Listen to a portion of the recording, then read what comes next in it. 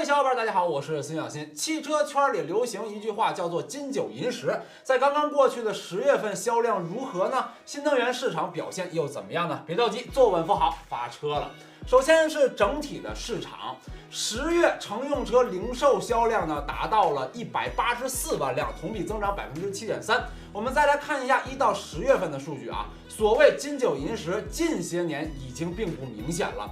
6月开始一直到10月，销量一直处于较高的状态。另外呢，销量较低的月份，从理论上来说，终端优惠会相对大一些。毕竟卖不出去车，厂家和4S店都会着急的，降价就是最有效的办法了，也是最直接的办法。相比于去年，累计销量净增加了48.2万辆，整体汽车市场仍旧处于稳步向上的。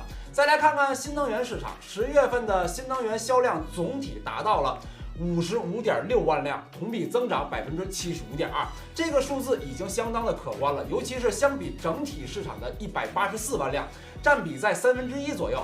而今年新能源的销量用井喷式来形容一点都不为过，油价的上涨、新能源的车型日益成熟、政策的帮助等等，都对新能源的销量有着莫大的影响。当下而言啊，新能源车型的可选择性是完全不如传统车的，在未来还会有更多的造车新势力，更多的传统车企转型，未来5年很有可能新能源的销量会与传统的燃油车平起平坐，甚至是超越。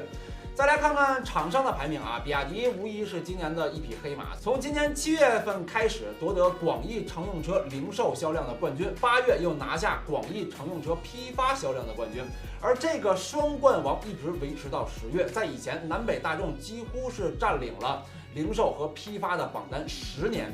近几年的自主品牌崛起，绝对是打破了这一稳定的现状。而吉利汽车、长安汽车、奇瑞汽车、长城汽车逐渐进入 Top 10，并且取得非常好的成绩。这其中，奇瑞汽车的批发销量非常高，但零售的成绩没能进入榜单。这是因为奇瑞对外出口一直都是大户，而且也算是自主品牌出口的开拓者了。我们最后来看看市场的展望啊。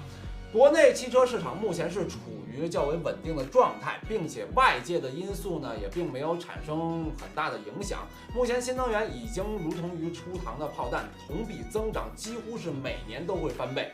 但大多数的传统车企呢并没有做出太大的改变，随着时间的推移，造车新势力很有可能会改写历史。再过1个多月就要结束2022年了，品牌方4S店也要开始冲业绩了。小伙伴们不妨实地的去拜访一下，或许有很大的优惠呢。我们下期再见了，拜拜。